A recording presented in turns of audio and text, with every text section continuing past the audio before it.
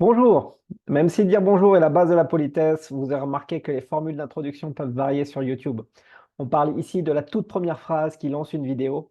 Elle peut être toujours la même pour créer une régularité, ou alors elle peut varier en fonction du contexte et de l'angle choisi, ou alors de la personnalité du vidéaste.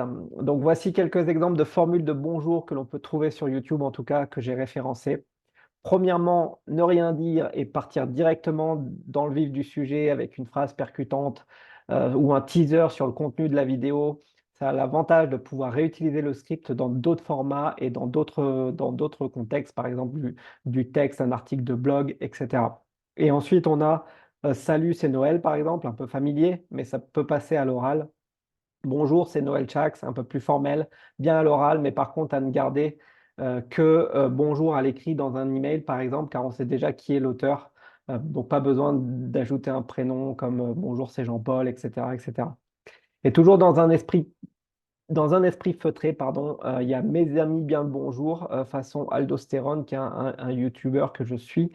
Bon, si c'est au pluriel, mes amis, ça passe. Personnellement, j'ai du mal avec cette expression, donc je ne l'utiliserai pas. On n'est pas amis, même si c'est qu'une expression, mais j'ai quand même du mal avec cette expression. Enfin bref. Et ensuite, bonjour et bienvenue, façon Romain Molina. J'aime bien enfin, le journaliste des dossiers sportifs. J'aime bien utiliser ça aussi. Bienvenue sur cette chaîne. On peut dire bienvenue dans cette nouvelle vidéo.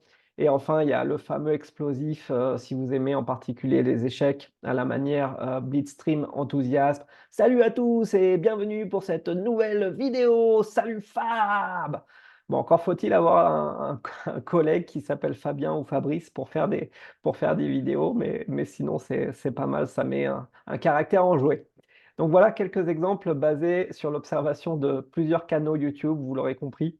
Désolé d'en revenir aux bases, mais quand on se lance dans la création de produits ou alors quand on s'y remet après avoir tenu un blog dans les années 2010 comme j'ai pu le faire, cela mérite bien une petite réflexion pour se positionner sur ce sujet-là et inclure cela dans ses scripts vidéo pour qu'ensuite on n'y repense plus et que ça déroule naturellement.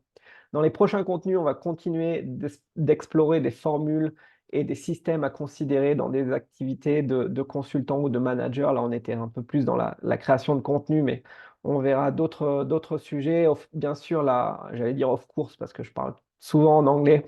La complexité des sujets va augmenter au fur et à mesure des problématiques que l'on peut se poser ou que l'on peut nous demander, pardon.